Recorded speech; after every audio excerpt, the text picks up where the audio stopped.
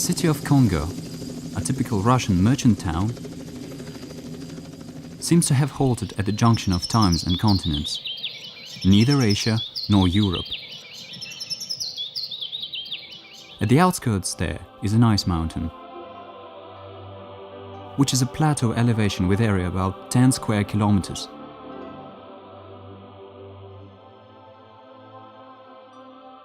Its surface is studded with numerous potholes, the largest reaching 50 meters in diameter and 10-15 meters in depth. Most potholes are dry. However, some of them are filled with water, making karst lakes. Another karst form is a pit. They still originate in the vicinity of Congo, sometimes forming whole groups of light holes.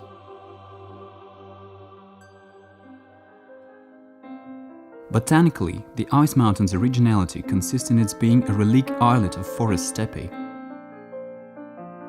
A well-known Russian botanist of the 19th century, Krylov, was so amazed to have discovered a piece of forest steppe among the taiga woods of the Perm province that he named it a botanical phenomenon of the Ural region. A number of the plants growing on the slopes of the ice mountain have been included into the Red Book, a list of endangered species of the Perm region. A further grass and an orchid red helleborine are included into the Red Book of Russia. The ice mountain has attracted people from the earliest times. In the course of archaeological excavations of the Congo ancient settlement, traces of fires, iron and bone arrowheads, and fragments of dishes were discovered. In the period from 9th and 11th centuries, the tribes Ostiaki and Vogeli, the ancestors of modern ethnic groups Khanty and Mansi, dwelt here. They used the cave as a natural refrigerator for storing food. Above the entrance to the cave, the walls and moats of an ancient settlement of a well-known Russian traveler Yermak can still be found. Legends say that having set forth to another tributary of the Kama River, his famous crusade to Sibir, Yermak and his people spent the winter here after making a turn to the river Silva. This version is partly confirmed by 2 cannonballs discovered by archaeologists in the grotto Cruciform. The Congo Ice Cave is located in the eastern part of the ice mountain. It is one of the largest karst caves of the Ural region. Gypsum is easily dissolved by water, and for thousands of years underground and surface waters were uniting the cavities in the ice mountain into an intricate labyrinth which goes 700 meters into the mountain. The total length of passages and grottos of the cave amounts to about 6,000 meters. The surface of the ice mountain and the Congo Ice Cave are tightly bound together. Therefore, in 2001, 2 natural monuments, the Ice Mountain and the Congo Ice Cave, were united into a single historical and natural complex.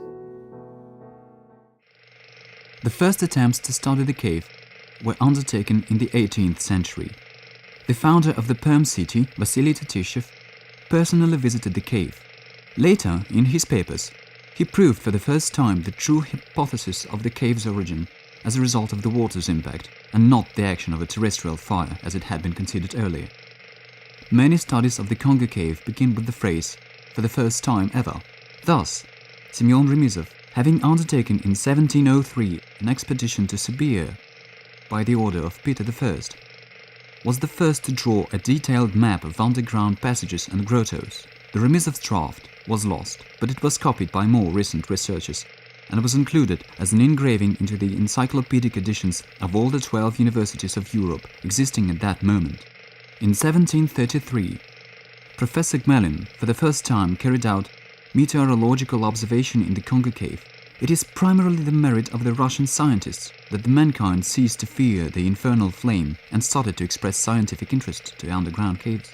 The beginning of geological exploration of the ice mountain dates back to the 19th century, when the expedition of a well-known English scientist, Roderick Murchison, and his Russian associate, Nikolai Koksharov, identified a period of geological history of the Earth, which Murchison named the Perm period, and one of its stages, the Congo stage. Later, these terms have entered the manuals on geology of all countries in the world. Congo has always drawn the attention not only of researchers but also of tourists. In July 1914, the cave was visited by the Princess Victoria of Battenberg and her daughter Louise, who was the sister and niece of the Empress Alexandra Fedorovna. They left an inscription on one of the domes of the cave. But let us not concentrate our attention on the childish behavior of the representatives of monarchic dynasty. We will return to the present day of the cave. Nature provided an opportunity for locating a tourist base at the entrance to the cave. On a triangular terrace, with the area of about half a square kilometer, there is a tourist complex, Stalagmite, with hotel rooms of various grades and a permanent laboratory of the Mining Institute of the Ural branch of the Russian Academy of Sciences, and a museum opened for visiting.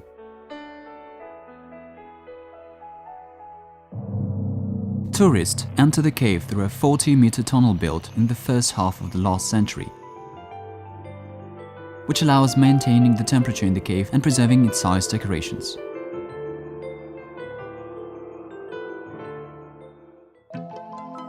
Ice welcomes the visitors at the very entrance, at first in the form of hoarfrost on the walls, then by dense stratifications, their thickness varying year by year. Taking into account that the rocks of the tunnel were formed 250 million years ago as a result of a hot, dry climate, the present state of the cave may be looked upon as a paradox. Fire and ice encounter here. In the nearest part of the cave, with the average annual temperature below zero, an area of a long-term permafrost has been formed. Here, ice formations, foliated ice, stalagmites, stalactites, and crystals are preserved all the year round. Another unique feature of the Congo cave is that it represents all the known form of ice. Let us look closer at some of them. Sinter ice. As the term suggests, they emerge when the water freezes. This form of ice is the most common in the Congo cave. First of all, ice appears on the floor where heavier cold air moves. After the covers are formed, the effluent water hardens into ice cascades.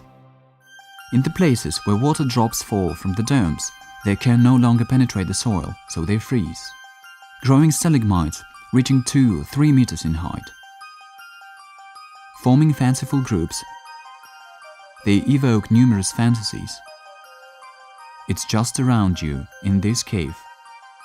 Drop by drop, day after day, a masterpiece of cosmic shape is being done by a perfect artist. Water. When the temperature at the dome level falls below zero, stalactites start growing down from the domes, moving towards each other. Stalactites and stalagmites sometimes merge into stalagnates and even columns. In the Polar Grotto, there is a stalagnate described as early as 1848. Today, it reaches the dome, having 2.5 meters in height and 2 meters in diameter. Weather changes on the surface, alternating cold and warm seasons, influence the temperature in the cave and therefore the form of stalagmites. In frosty seasons, their sharp tops are aiming upwards, whereas in warm periods, these tops melt into various forms. When the dry cold air undermines the pedestals of stalagmites, they collapse under the weight of their heads, giving birth to a new ice sculpture. Stalactites do not feature such a variety of forms. Cone-shaped icicles are formed on horizontal arches and ledges. Tabular stalactites, resembling flags, garlands or curtains, appear on inclined surfaces. In the places where cold and dry and warm and humid air come in contact, sublimate crystals emerge. In the Congo cave, sublimate ices excel in the variety of forms. Foliate, pyramidal, needle-like. Peering into them, one gets the feeling of being in a fairy tale, the palace of the Snow Queen. The Congo Cave is one of the largest in terms of length among the gypsum caves of Russia, and the largest in terms of volume. And such a full cross-section of the Perm period deposits is not to be met with neither in the Ural region nor anywhere in the whole world.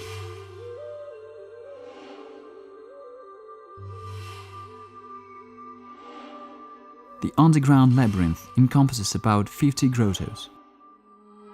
Their water-rugged walls and domes form fanciful cast figures resembling organ pipes stretching to the surface. They really look like pipes of a huge underground organ created by nature.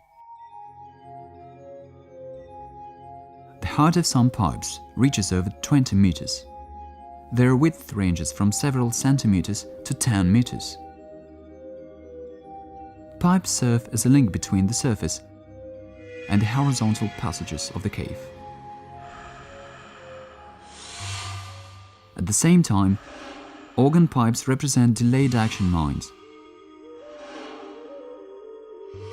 for their arches may crash under the weight or under an external load.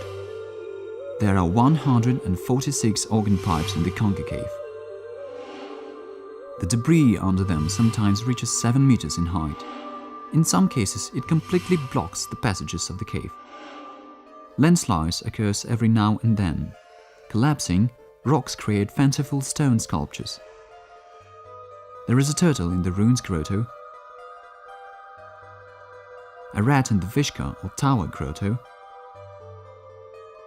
a fanciful shadow resembling a chestnut or a wolf. A gypsum feather above the lake surface in the Romantics grotto brings to mind the lines from a famous poem by Lermontov, "A lone white sail shows for an instant." Lakes. The Congo Cave is known for a large number of lakes in its warmer part. The transparency of water in the lake produces an illusion that the bottom is close. However, in some places the depth reaches 5 meters. The lakes of the cave are underground reservoirs with circulating water. In different seasons they change in size, sometimes disappearing entirely.